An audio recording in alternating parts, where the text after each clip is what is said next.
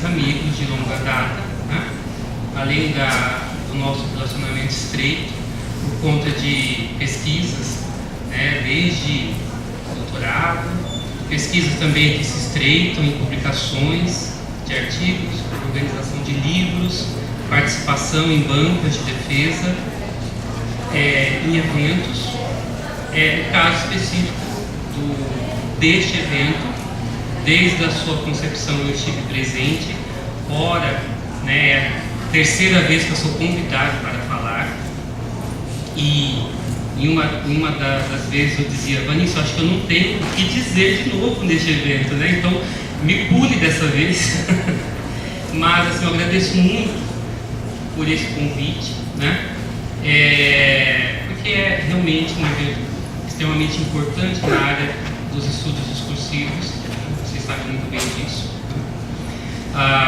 Então eu agradeço imensamente esse convite, também por dividir o espaço com o Tony, grande amigo, pesquisador também, né?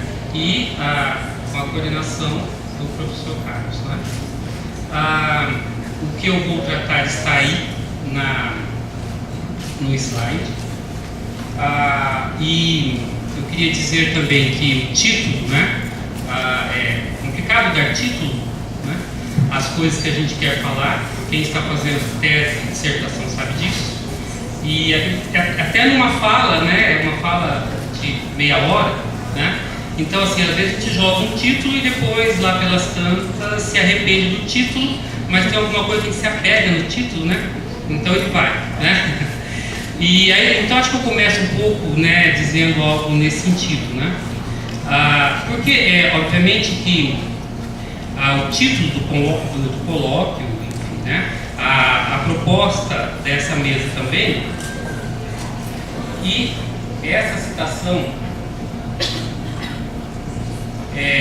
de Michel Foucault, são três elementos que me mobilizaram a tratar disso que eu vou falar agora, né? Não há dados de forma imediata, sujeitos que seriam o proletariado e a burguesia, quem luta contra quem, nós lutamos todos contra todos, existe sempre algo em nós que luta contra outra coisa em nós, né? Pois bem,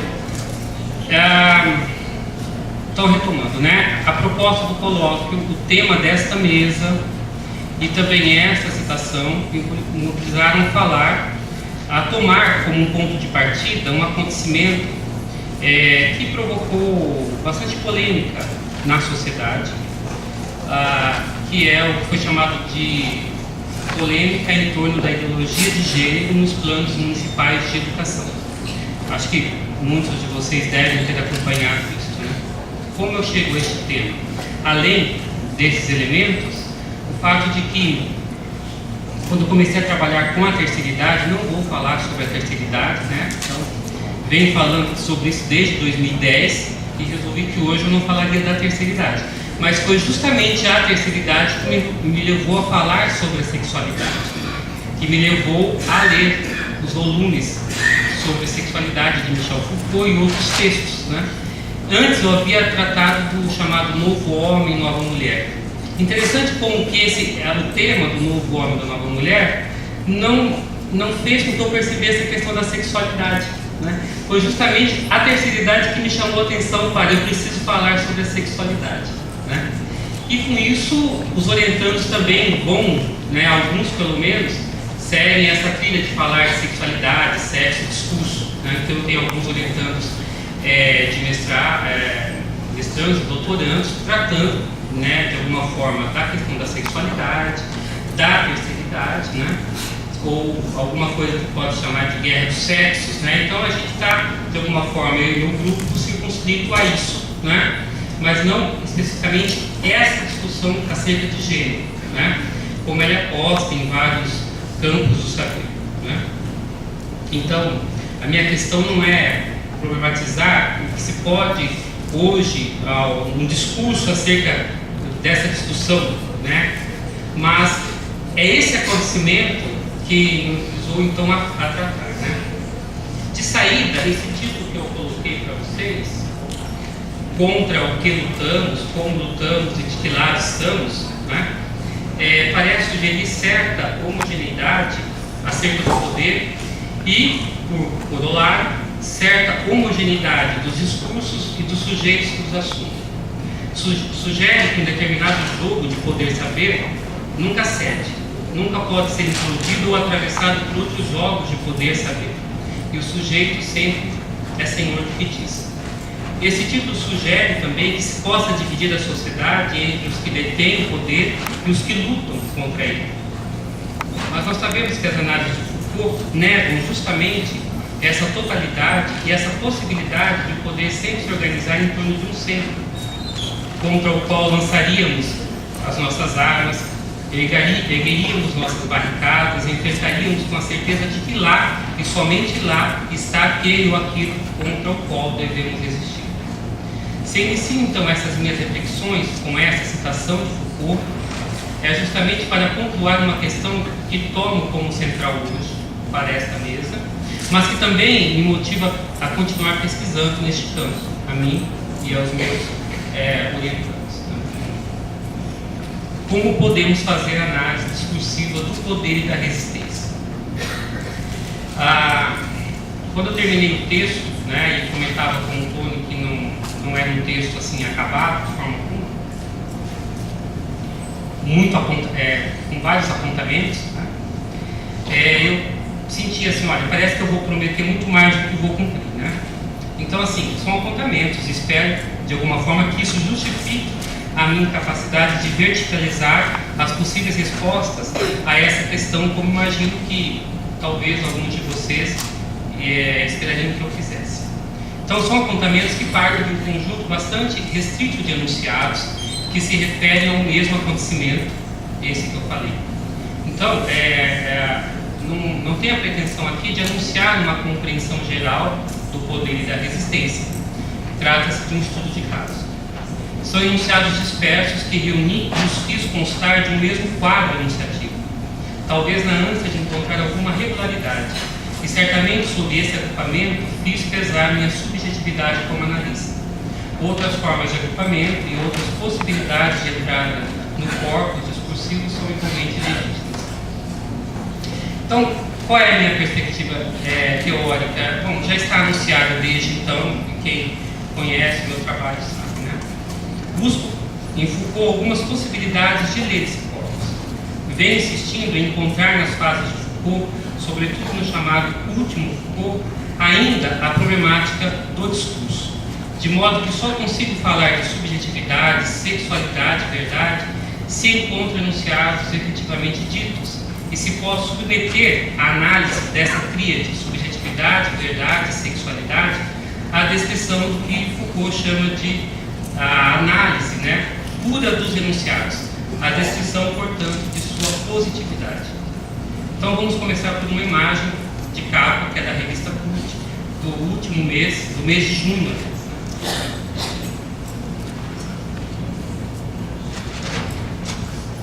Dossiê Ditadura Heteronormativa.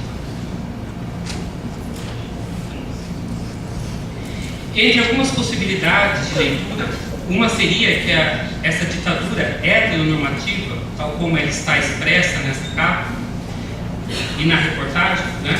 Vocês conhecem, leram a CUT deste mês? Bom, então, uma das possibilidades seria que essa ditadura representaria um foco de poder contra o qual as pessoas homossexuais fazem, querem ou deveriam fazer resistência. Assim dividimos a sociedade, se não toda ela, pelo menos aquela parte interessada ou afetada por esse jogo de poder, entre heterossexuais de um lado e homossexuais de outro. Mas aquele que resiste também não deseja se apoderar do poder? Em certa medida, em determinadas circunstâncias, não teríamos também um jogo de poder saber advindo dos movimentos, também chamados pela mídia de minoritários?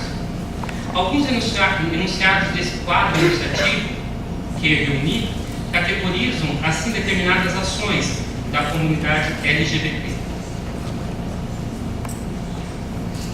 Censura a caminho, Brasil rumo à ditadura homossexual.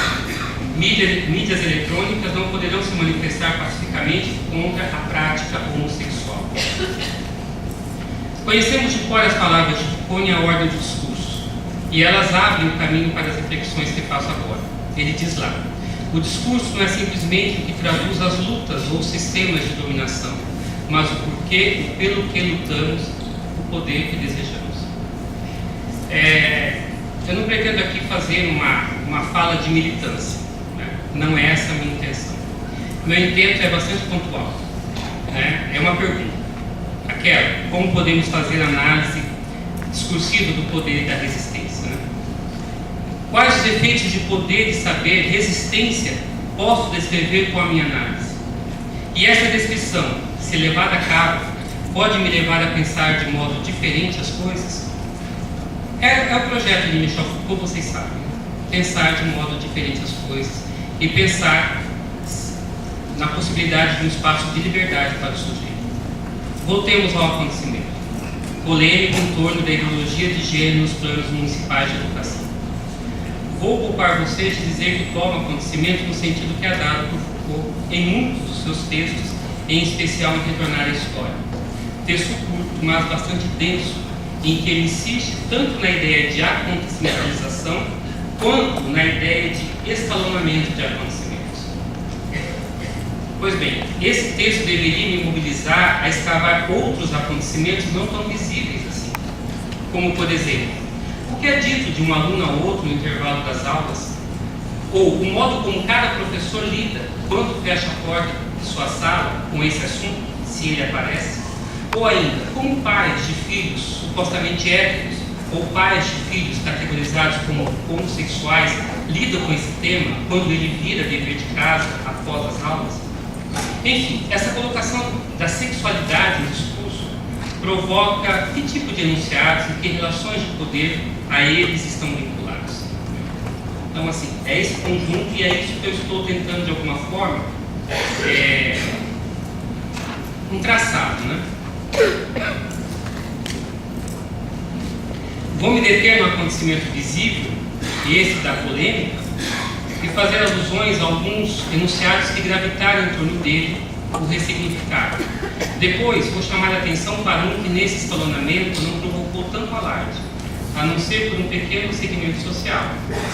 Acho até que passaria despercebido não fosse o uso do poder midiático, não fosse o exercício do poder saber advindo dos segmentos minoritários. Então eu quero falar um pouco dos jogos de poder e de resistência.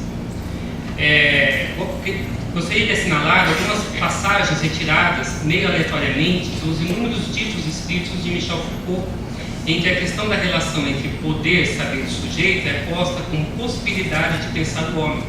Passagens que podem iluminar o itinerário que traço aqui, a partir dessa série enunciativa que faço dialogar como se estivessem em uma relação interdiscursiva. Trata-se do tema da sexualidade, ao qual Foucault dedicou 3 volumes, sem mencionar outros tantos textos. Em uma conferência pronunciada na Universidade de Tóquio, em 20 de abril de 1978, Foucault faz uma espécie de resumo do que entende por vontade de saber sobre a sexualidade no Ocidente. A questão da sexualidade é posta em termos de dispositivo. E como se dá? Para ele, o Ocidente não negou a sexualidade, isto é, não disse não ao sexo. Não se trata de interdição, mas de uma proliferação dispersa de discursos sobre o sexo e a sexualidade dos indivíduos. E tais formas dispersas de colocação do sexo em discurso teriam por função não impedir o indivíduo do exercício da sua sexualidade, mas justamente fazer da sexualidade, aí eu cito Foucault, um elemento constitutivo dessa ligação que obriga as pessoas a se associar com sua identidade na forma de subjetividade.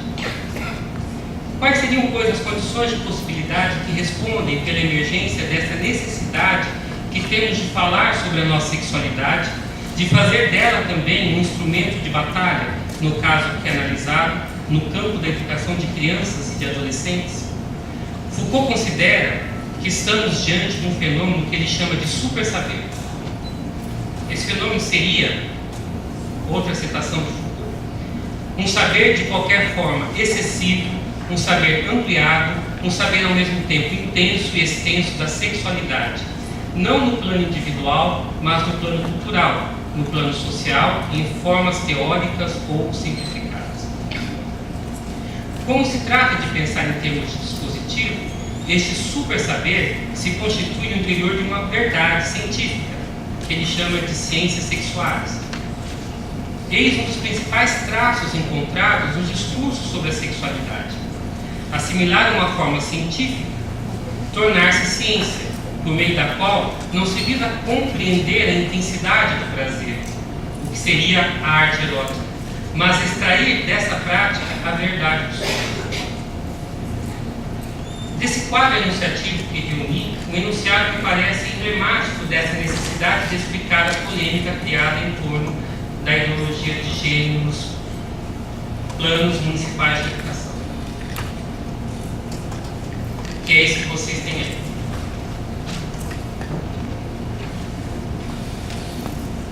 Identidade de gênero é a maneira como você se enxerga, o gênero que identifica como fazendo parte. E aí vocês têm setas de um lado para o outro, homem, mulher, e pessoas que se identificam com mais de um gênero, mais de um dos gêneros, como travestis ou como nenhum deles. Depois desce, né? Orientação sexual, também uma flecha que vai para o homo, outra para hétero, no meio bi, indica pelo que você sente atração, mostra para que lado sua sexualidade está orientada. E sexo biológico é sua genitália e cromossomos quando você vê ao mundo. E as setas indicando macho, intersexual e fêmea. Vejam que texto e imagem instituem um modo de significar essa polêmica. Não se trata de extrair de uma relação hétero ou homossexual uma arte que ensinaria, através da prática sexual de cada relação, como tornar o prazer mais intenso, mais forte, mais duradouro possível. Texto e imagem aqui explicam a distinção entre identidade de gênero, orientação sexual e sexo biológico. Estamos diante de um glossário ilustrado de termos do campo da sexualidade. Glossário esse que emerge em meio à polêmica que vem perseguindo. Estamos antes do funcionamento da ciência sexual. Vejam que esse dispositivo que produz verdades sobre a sexualidade e o sexo... Estamos diante do funcionamento da ciência sexual, desse dispositivo que produz verdades sobre a sexualidade e o sexo das pessoas. Falava há pouco do escalonamento de acontecimentos e da tarefa que me aguarda se quisesse fazer, o que demandaria um trabalho de escavação dos saberes que se formulam em torno do sexo e da sexualidade. Então aqui a gente tem, né, enfim, essa polêmica, acho que, não sei se vocês acompanharam, puderam acompanhar de alguma forma, mas ela foi, de alguma forma, virou notícia dos jornais, né? Na minha cidade, Maringá, por exemplo, naquele horário do jornal do meio-dia, apareceu, depois mais à noite, né? Então aqui nós temos, por exemplo, né, alguns manifestantes contrários à implantação, né, do que é chamado de ideologia do gênero, e eles seguram esse cartaz: ideologia de gênero não, entre homens e mulheres existem diferenças genéticas reais, ainda bem. Ainda compõe esse quadro esse outro que diz: menino já nasce menino, menina já nasce menina, educação com ideologia de gênero é opressão. Então, o que vocês estão percebendo que eu quero, né, trazer? Tentar pensar alguma coisa que seria assim, né? Já iniciando, né, com aquela citação do Foucault, é que parece que a gente não está, ou pelo menos quando eu considero essa rede interdiscursiva, não se trata de que lado eu estou, né, digamos assim, né? Ou melhor, que lado exerce mais poder que o outro, que lado resiste mais que o outro. Em algum momento, né, nesse acontecimento, não sei se vocês acompanharam, mas nós tivemos então que isso não foi trabalhado, a proposta perdeu e não passou, né, adiante. Então, se nós considerarmos essa polêmica, parece que nesse escalonamento de acontecimento, né, essa chamada ditadura heteronormativa ganhou, digamos assim, nisso seria uma batalha, né? Mas aí a gente vai buscando fazer essa escavação. Era essa a proposta que eu gostaria de trazer para pensar como é que a gente pode, nessa discussão de poder e de resistência, buscar uma metodologia, né, que a gente encontra, por exemplo, na arqueologia do saber, né? Pensar a positividade desses discursos. Mais especificamente, pensar a positividade da economia dessa polêmica discursiva, né?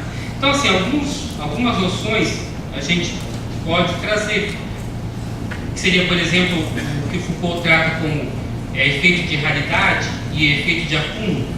Me parece que são dois elementos importantes para que a gente possa fazer uma entrada discursiva no corpus e, a partir disso, considerar como fazer uma descrição disso que seria poder e resistência, desses polos que se alternam, né, que não está sempre de um lado, né, não é só um que ganha, né?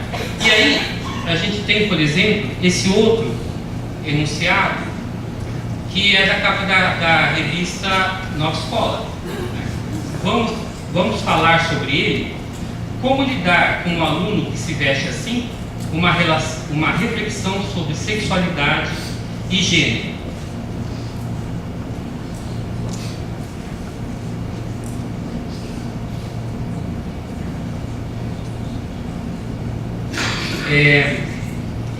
Então, nisso que Foucault vai falando de efeito de raridade e de acúmulo, a gente tem aquilo que ele diz, né? Face a todo um inventário vocabulário, os enunciados estão numa relação de déficit, né? Poucas coisas são ditas, embora a gente tenha um número ilimitado de possibilidades. Então, a questão da educação, por exemplo, né, ela aparece. Então, sobre essa questão do gênero, o que pega, por exemplo, o campo da educação, né? Esse campo que vai, de alguma forma, esse campo, né, que também se institui como um dispositivo que faz falar, esse campo oferece algumas das ferramentas, alguns dos instrumentos, digamos, nessa batalha política em torno dessa questão da sexualidade. Então, esse é outro, por exemplo, que a gente vai observando também esse efeito de raridade, esse efeito de acúmulo, é esse que Jesus cura a homofobia. Em uma citação, eu vos dou um novo mandamento, amai-vos uns aos outros, como eu vos amei. Assim, também vós deveis amar-vos uns aos outros. Eu sabia de cor. O que nós temos aí, então, é um campo da área, digamos assim, um campo do discurso da educação, um campo do discurso religioso, né? E eles, de alguma forma, vão, né, se alternando nisso, né? Então, esses dois lados, digamos assim, sobre essa questão, tem poucos enunciados para explorar isso, que seria uma questão bastante polêmica. O que eu chamo de poucos enunciados, esse efeito de raridade, são as formações discursivas que estão aí, né? Ou elas vêm do campo da educação, ou vêm do campo da religião. Vocês devem se lembrar que uma bandeira seria qualquer coisa que Jesus cura a homossexualidade, né? Então esse é um tipo de enunciado, de alguma forma, de Jesus curar, também já utilizado, né? E além desse também, um outro que, digamos assim, vem do campo jurídico. Na verdade, conjuga um campo também, né, digamos, da física com um campo jurídico.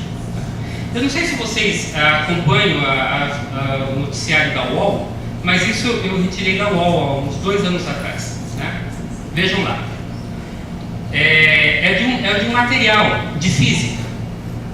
Então vocês têm lá, né, 2 meninos e 2 meninas, né?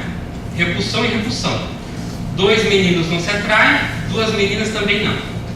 Reprodução do material sob o princípio de atração e repulsão.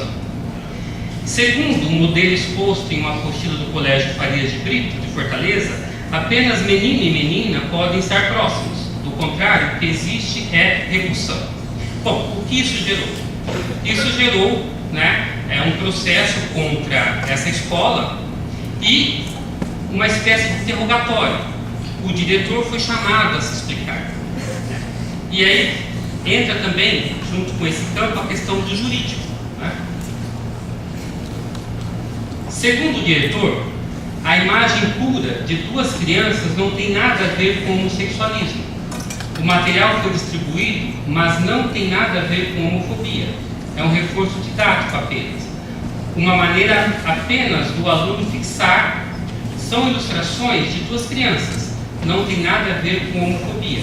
Disse: o normal é que o sexo masculino seja atraído pelo sexo feminino. Não tem nada a ver com homofobia.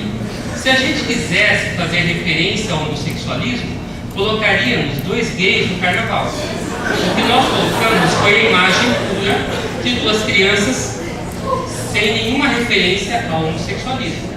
Se a gente fosse homofóbico, a gente usaria essa referência nas apostilas de biologia. Concluiu. O diretor afirma que os estudantes homossexuais são tratados com respeito no colégio. Vejam que, nesse campo, nessa disputa política em torno da questão da sexualidade, em um dado momento, há um poder que constrange, há um poder que constrange que é exercido não por essa ditadura heteronormativa. Esse diretor, de alguma forma, é chamado a se justificar. E também esse constrangimento que, ao tentar se justificar, ele acaba dizendo aquilo que, em princípio, ele não queria, ele não deveria ter dito. E é esse aspecto que me chama a atenção nisso que seria essa disputa que se trata. E que Foucault diz, não se trata de uma guerra, se trata de uma disputa no campo que é político. A gente sai de um modelo da guerra para um modelo de uma disputa no campo político. E nesse campo, quando se trata dessa relação entre verdade e sexualidade, o que pesa é esse dispositivo da sexualidade que chama o sujeito a falar e, de alguma forma, a falar a verdade de si. Foucault finaliza a história da sexualidade, volume 1, dizendo assim: estranho dispositivo é esse, que nos impõe a falar, nos impele a confessar, mas é confessando que, de alguma forma, falamos, encontramos e compreendemos a verdade do sujeito. Meu tempo está acabando, eu tinha mais algumas questões para também colocar, mas eu paro por aqui, agradeço a questão.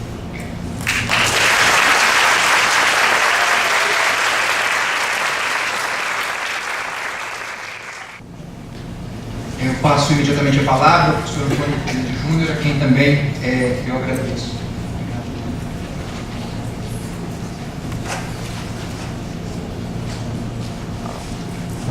Boa tarde a todos. É com muito prazer que eu recebi o convite da Vanice e do grupo, a quem eu já agradeço em nome dela, da Luzmar, do Carlos e toda a equipe do Labor, não só pelo convite para participar desse evento, mas pelo acolhimento que recebi aqui em 2014, parte de 2015, durante o estágio de pós-doutorado.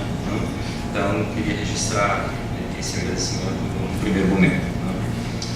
E parabenizar a toda a equipe do Labor, inclusive os professores coordenadores, pela organização do evento, e também cumprimentar pela singularidade que é o CIAD, que é um evento que dá espaço para grupos de pesquisas, onde cada um apresenta as suas propostas, perspectivas. Então, acho que isso demarca uma singularidade do evento e vem se consolidando cada vez mais. Bom, o Carlos já anunciou, né, parte do tema que será apresentado. Desde o ano passado que eu venho debruçando sobre o tema do imperativo da felicidade na atualidade, né? E esse trabalho, essa pesquisa, ela já resultou em um primeiro trabalho, né, que será publicado pela professora Kátia Menezes em parceria com o orientando Dela Humberto, né, um livro pela editora Intermeios. Era para ser lançado nesse evento, mas não ficou pronto ainda. Então, nesse texto eu faço uma prévia, né, de um material de análise em que articulo a leitura de um projeto de lei, projeto de emenda constitucional de 2010, assinada pelo senador Cristóvão Buarque, também conhecida como PEC da Felicidade, que se propõe alterar, acrescentar no artigo 6º da Constituição brasileira o direito à felicidade, junto às outras categorias, né, a cultura, o lazer, segurança, né? Junto a esse, tentando pensar, né, esse projeto de lei em relação a outros elementos, né, no texto selecionei mais 2 outros trabalhos, né? Uma entrevista com uma psicóloga que trabalha no CAPS, né, que é o Centro de Assistência Psicossocial, né, e uma letra de uma música de autoria de Zé Cabaleiro e André Buchan. Esse material, ele me possibilitou, né, eu fiquei agora ouvindo a fala do Pedro e tentando entender, assim, pensar também no meu trabalho, né. Ao mesmo tempo que você tem os discursos que defendem a felicidade, que ela é possível a qualquer custo, né, ou que você pode obtê-la inclusive sob o uso da medicação, né, porque nesse contexto neoliberal o sofrimento não é muito aceito, assim como o insucesso, como a tristeza, como o fracasso, né? Então é um modelo no qual o sucesso deve ser obtido, né, e a felicidade também conquistada. E ao mesmo tempo você tem, né, no relato dessa psicóloga, uma posição contrária. E o mesmo nós vamos encontrar também em depoimentos de alguns psicanalistas. Eu vou me reportar aqui a 2 que eu tive contato, que é Joel Birman e Contágio Caligares. Ambos questionam, assim, veementemente essa imposição da felicidade, afirmando que tristeza e alegria fazem parte, né, da nossa condição, né, e isso deve ser, dependendo das situações, obviamente, tratado de forma cuidadosa, né, e não como receitas mágicas ou pílulas também que vão evitar a resolução desse caso, né. Bom, enquanto eu preparava esse texto para a apresentação, né, sobre o imperativo da felicidade que se materializa em alguns discursos da contemporaneidade, eu fui tomado por 2 lembranças. Uma de cunho pessoal, lá dos anos 80, não me lembro o autor do texto, não me lembro também o nome do material que tinha, né? Mas vinha uns papéis, salvo me engano, eram papéis cartas, alguma coisa assim, que tinha uma ilustração e sempre tinha uma mensagem de autoestima. E uma delas que eu me recordo até hoje, que dizia o seguinte: ser feliz não é difícil, basta ter um ideal, caminhar sempre sorrindo, mesmo que haja no peito um coração chorando. Não lembro a autoria, né, então vamos ficar com o texto, né. E uma outra situação que é cotidiana, de uma amiga que tem uma vasta formação, né, já passou por terapias e terapias, e há pouco tempo se deparando com questões, assim, ela começou a se sentir triste, não tinha nenhum motivo aparente, e ela se questionava: eu estou doente, sabe? Eu tenho que tomar um remédio, eu estou com depressão, né, porque as pessoas falam que você não pode ficar assim, né? Bom, mais ou menos isso, né? Mas o porquê dessa referência, no caso desse ser feliz não é difícil, que eu disse agora há pouco, né? Por que dessa imagem? Ela nos mostra, né, um discurso que ainda ressoa nas práticas discursivas contemporâneas, que a todo momento nos diz: seja feliz, não sofra. Mais do que ser feliz, que é uma questão paradoxal, né, colocada aí por filósofos desde a antiguidade, você deve se mostrar feliz. Então, de certo modo, né, essas questões, né, no caso tanto dessa primeira, que é o mostrar-se feliz, como esse outro caso da pessoa que introjeta, né, essa ideia da felicidade, de repente se culpa por estar triste, né.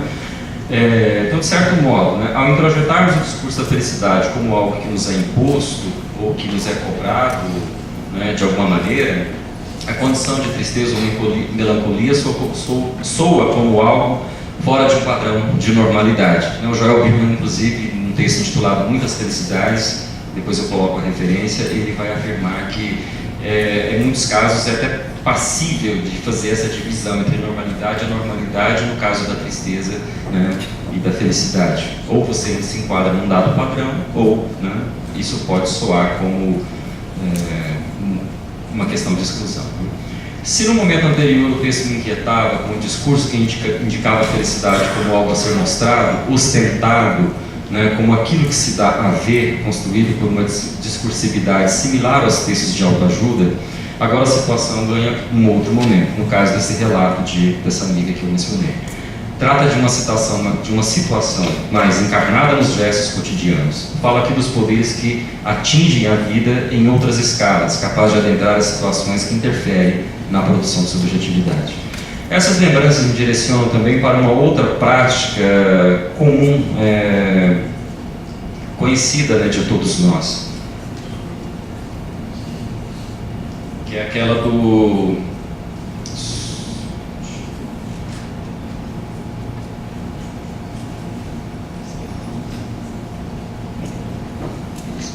essa primeira imagem, que é do sorriso, né, do Smiles, é bastante conhecida, que hoje aparece em vários lugares, né, como que ela sorria, você está sendo filmado, né, e outras, né, que a gente vai reconhecendo, né.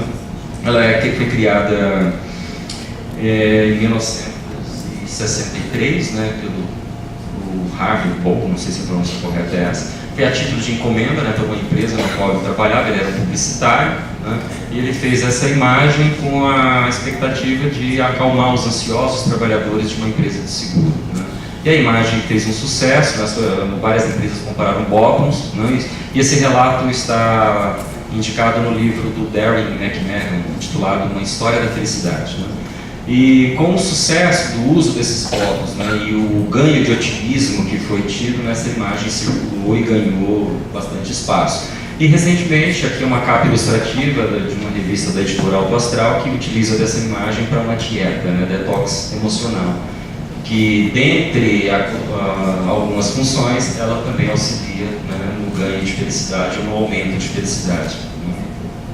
Baseado naquela ideia bem positiva, né? Se você pensa que é feliz, você consegue ser feliz, né? Você tem que pensar positivo, né?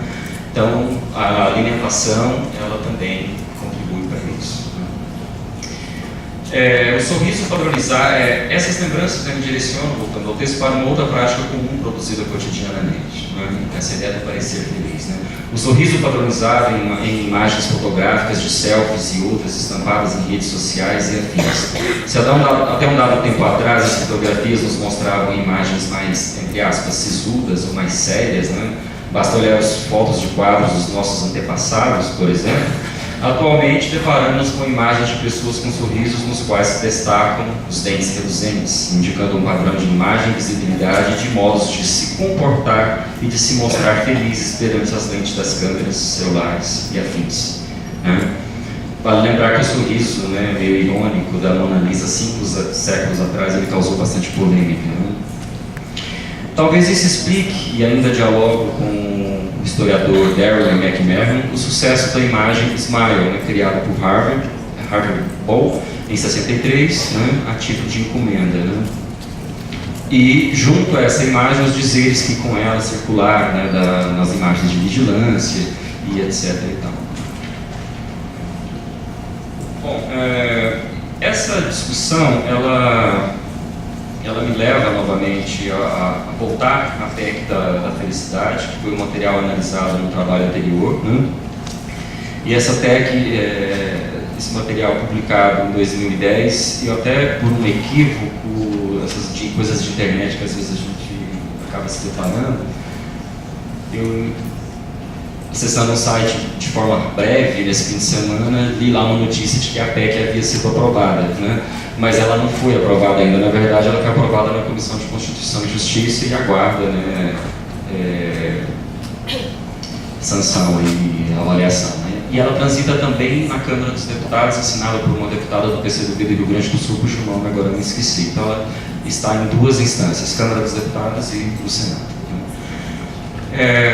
A PEC, o projeto de emenda constitucional, né, que propõe o direito à felicidade, à busca pela felicidade e a condição dela figurar como responsabilidade do Estado, né, ela vai aparecer, né, nesse ano de 2010, como eu falei, e ela também está ligada ao movimento, uma ONG, né, que se chama Movimento Mais Feliz, que também são entusiastas dessa discussão e estão aí junto com Cristóvão Buarque, Marina Silva também é ex-candidata a presidente, também é outra entusiasta dessa discussão, né, aguardando os desdobramentos. Né. No projeto da PEC, que qualquer um de vocês que tiver interesse poderá acessar online, o senador expõe os motivos pelos quais apresenta a proposta, justifica a partir de documentos que ao longo da história inclui a felicidade como um direito do cidadão e dever do Estado, como por exemplo, aí ele vai citar, né, a Declaração dos Direitos da Virgínia, Estados Unidos, 1776, que concedia aos cidadãos o direito de buscar e conquistar a felicidade, Declaração dos Direitos do Homem e do Cidadão, França, 1789, no qual aparece a primeira noção de felicidade coletiva e com ela a possibilidade de abarcar as reivindicações individuais dos cidadãos, ou seja, determina-se que essas demandas sempre se voltem para uma felicidade geral do país. Por fim, a Carta Francesa de 1958, que confirma o apoio dos franceses aos direitos humanos instaurados na Declaração de 1789, incluindo a busca pela felicidade geral ali anunciada. O projeto faz referência ainda ao artigo 13 da Constituição japonesa e ao artigo 10º da Carta da Coreia do Sul. Ambos os artigos determinam que todos têm o direito de buscar e conquistar a felicidade, cabendo ao Estado, seja por leis ou ações administrativas, a promoção das condições necessárias, né, para que a felicidade seja estendida à população. Né. Junto a esses argumentos que vão justificar a proposta, ele vai apresentar também, né, gráficos, a experiência de um país que fica entre a Ásia e a China, intitulado Reino do Butão, que é considerado como o país mais feliz do mundo. Né? E, bom, se aprovada a PEC da felicidade, o artigo 6º da Constituição vai ficar com essa redação.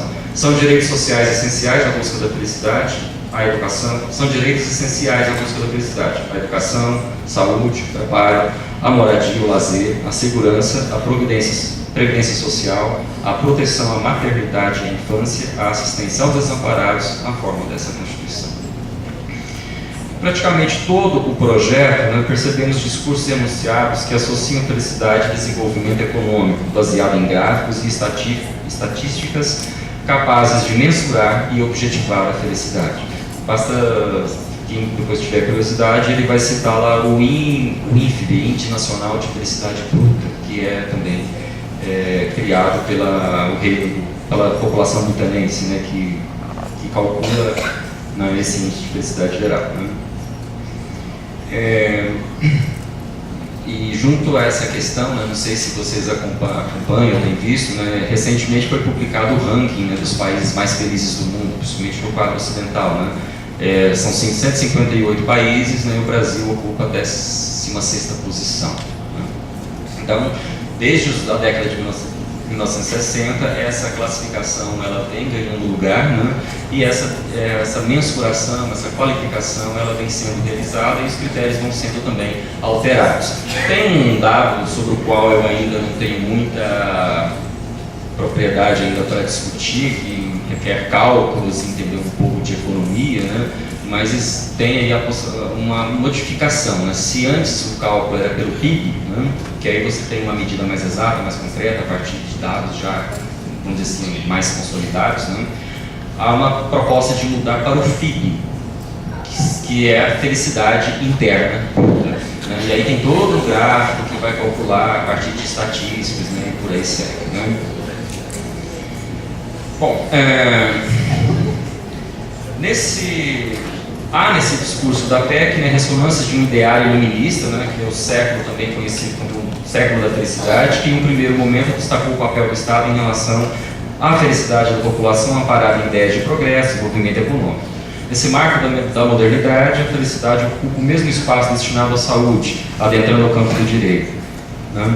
E aí tem uma discussão que é um pouco mais detalhada, eu vou apenas indicar, né?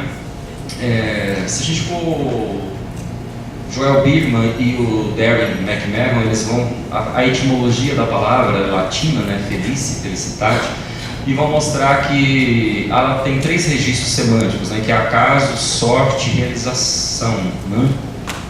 e como esses 3 registros eles vão se modificando, né, ao longo do tempo. E, no primeiro momento, eles destacam, por exemplo, a literatura grega, sobretudo as tragédias, como a resolução de determinados conflitos ela era delegada, né, tem até um nome, Deus Ex Machina, né, uma intervenção de algo que viria, né, para sanar o conflito, né. E nesse contexto, o indivíduo ele não teria controle sobre as ações, aguardava uma resolução que viesse, né, de uma outra instância, né, por exemplo. E há um deslocamento dessa reflexão quando passamos, né, para o contexto do iluminismo e as reflexões que se colocam da felicidade como um direito, né. Então, ao colocá-la nesses termos, né, ela passa a ser algo que é passível de ser realizada aqui e agora, né? Então colocando como algo que seria estendido a todos, né? E de certo modo o que a gente tem na contemporaneidade com essa ideia da imposição da felicidade, ela traz, né, continuidades e descontinuidades em relação a esses temas. Eu não estou pensando, né, em uma história linear, né, obviamente, né? Então mostrando como, né, esses temas eles vão percorrer aí uma longa história, ou então eu poderia me concentrar aqui num prazo mais curto, né? Bom, essa reflexão que foi elaborada e que eu me perdi um pouco de tempo aqui, né, recuperando, né, e tentando apontar alguns elementos, ela está ligada, né, a uma discussão sobre a noção de dispositivos de poder, né, do Michel Foucault, né, juntamente com a ideia de biopolítica, né. Eu vou passar rapidamente sobre essa questão teórica.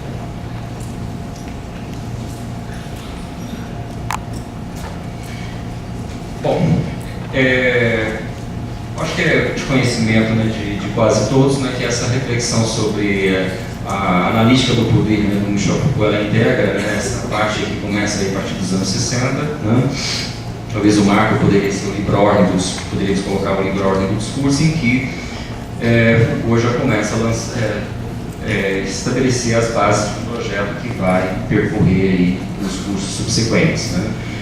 Afastando, né, de uma teoria clássica do poder e ampliando um pouco mais a discussão, né, ao pensar, né, que o poder, ele, enquanto uma instância micro, sutil, que se espalha como tecido social, vai se manifestar em relações cotidianas e é dotado de positividade, pois produz discursos sujeitos, incita-os a falar, a agir e a pensar, né. Tanto o poder ele tem essa dimensão positiva, quanto também o discurso, né. Porque, pois assim como qualquer outra prática humana, os discursos interferem na realidade, reportam objetos, conformações, estabelecem ações, constituem sujeitos e também constituem subjetividades. Claro que a parte analítica dessa analítica do poder ou das artes de governar, ela tem uma extensão muito longa, né? Os conceitos vão passar por poder, temos aí poder disciplinar, pastoral, biopoder, governamentalidade, né? Que vai percorrer os longos cursos aí sobre os quais a Foucault vai se dedicar até os anos 80, né, 84. E quando eu trago, né, o conceito de dispositivo é justamente para pensar, né, esse conjunto decididamente heterogêneo de elementos que vão, né, envolver discursos sobre a felicidade. No caso, eu tenho um projeto de lei, eu tenho propaganda, eu tenho depoimentos do campo da saúde, né, e outros. A natureza, né, e o laço que se estabelece entre esses elementos, conforme o Foucault vai definir quando ele caracteriza os dispositivos, né. O que une esses elementos heterogêneos, né, qual é o laço que há entre eles, e um outro dado que é bastante forte nessa discussão, que é pensar num dispositivo como algo que responde a uma certa urgência histórica, né? Então, voltando ao tema, né, o imperativo da felicidade, acredito que esses discursos, né, inseridos dentro desse dispositivo, eu não vou nomeá-lo de felicidade, porque eu acredito que a felicidade ela integra, né, componentes maiores, como o bem-estar, por exemplo, né? Mas essa urgência pela felicidade, ela se torna, né, uma demanda desse nosso tempo. Como vocês viram rapidamente aquela capa da revista Detox Emocional, ela coloca dietas, né, e uma série de elementos que vão contribuir, não vou analisá-la, né, mas para a produção da felicidade, né? Bom, o que eu trago de novo, o que a pesquisa me trouxe de novidade, né, além do projeto do Cristóvão Buarque, a entrevista da psicóloga de Cássia que eu já discuti, foi a descoberta, né, de um campo da psicologia, né, que me era desconhecido até pouco tempo atrás, intitulado Psicologia Positiva. Essa linha da psicologia surgiu em 1997, criada pelo norte-americano Martin Seligman, autor do livro Felicidade Autêntica, né? O mote, né, dessa disciplina, ou o que justificou a criação dela, né, foi o fato de, se a psicanálise e a psicologia em geral sempre trabalhou com a loucura, com a neurose, com doenças mentais, depressão, tristeza, a psicologia positiva será o campo da psicologia que vai atuar naquilo que produz bem-estar e felicidade, né? A partir de 1997, com a publicação desse livro Felicidade Autêntica e os cursos ministrados, né, pelo Martin Seligman, né, o campo foi crescendo, né, e hoje tem cursos de pós-graduação já em psicologia positiva, eventos que são realizados, por exemplo, no Brasil. Já vai acontecer a segunda edição do Congresso Nacional de Psicologia Positiva, né? E todas essas questões, elas têm o seguinte estatuto, né? Segundo os autores, as novas ciências da felicidade nos ensinam que usufruir de um aumento sustentável do nosso bem-estar subjetivo é um projeto individual passível de ser realizado aqui e agora, desde que sejam seguidas as técnicas e procedimentos de forma correta. Se você tomar a decisão de ser feliz e compreender que essa é uma decisão de peso, que exigirá esforço, compromisso e disciplina, saiba que é possível fazer isso acontecer. Transformado em movimento científico nos Estados Unidos na virada do milênio, logo disseminou-se mundo afora e aqui no Brasil, né? Qualquer levantamento que fizermos no Google, quem tiver curiosidade de ir numa livraria, observar o volume de publicações sobre felicidade, vai perceber o quanto essas publicações cresceram do final dos anos 90 para cá, né? Autoajuda foi uma das áreas que mais, né, se beneficiaram desse campo, né? E o Joel Biermann tem uma afirmação que diz que a psicologia positiva é uma disciplina científica disfarçada, né, uma autoajuda disfarçada de ciência, porque em tese é basicamente a mesma coisa, né? Bom, e a partir desse volume todo de publicação, desse material que veio surgindo, eu não li tudo esse material, mas pelo levantamento feito até o momento, observa-se que há técnicas similares, estratégias, né, que me remetem àquele pequeno texto que eu citei há pouco tempo, né, do mostrar-se feliz, né, mesmo que esteja triste.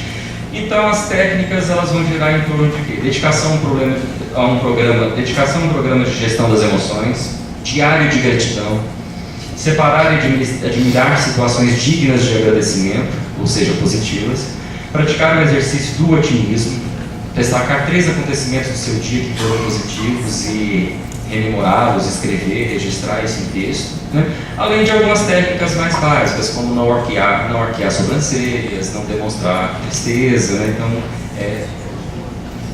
é uma técnica que induz, né, a felicidade, né?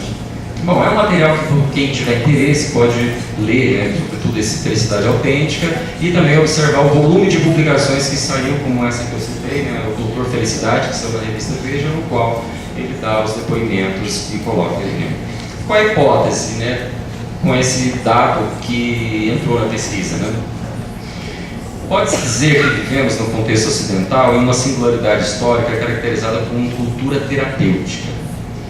Mas em relação ao universo da felicidade, proposto pela psicologia positiva, trata-se de uma cultura desengajada das relações sociais, ou engajada de outro modo, né? Pois o discurso de base é voltado para o indivíduo que se sente autorizado a se automedicar, pois partem da ideia de que podem mudar a si mesmos, inseridos em uma lógica de governamentalidade, né, neoliberal, que atua através da aparente ausência de regras, né? Os sujeitos se sentem livres e com autonomia para governar-se, segundo Binkley, no livro no texto da Felicidade como Governamentalidade Neoliberal. Ainda segundo essa autora, a felicidade insere-se em práticas de autogoverno nos quais os sujeitos assumirão a responsabilidade de governar a si mesmos. O neoliberalismo é o fim da problematização do papel do governo na prática econômica e destaca na crescente da liberdade individual do domínio da iniciativa. no domínio da iniciativa econômica. O discurso da felicidade, portanto, afeta, né, uma subjetivação neoliberal. Eu ia ilustrar aqui com o ranqueamento dos países mais felizes do mundo, mas eu vou só passar por eles, né, porque o prazo já me pegou, né?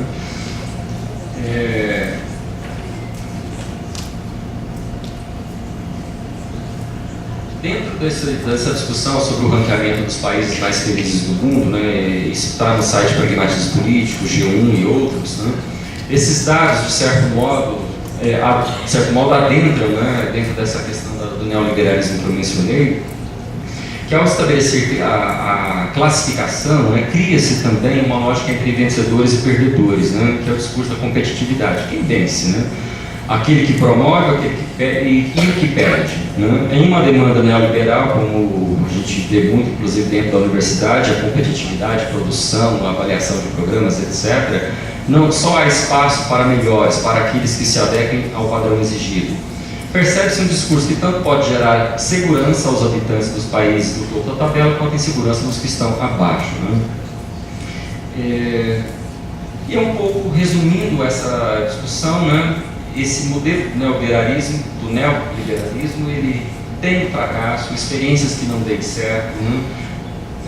Baseia-se na ideia de autogestão do eu, né, que tem capacidade de verdade para se automedicar, para se realizar, vamos dizer assim, né? E ao mesmo tempo vem um contraponto, que é a impotência de tantas demandas, como dar conta de tudo isso, né? Caminhando por um efeito de final, né? Passando do ranqueamento dos países mais felizes do mundo para uma esfera mais individual, né? Uma escala macro para uma escala micro, né? Fazendo um salto, né? Eu trouxe uma imagem que estava num outdoor na cidade de Uberlândia há uns 2 meses atrás, né?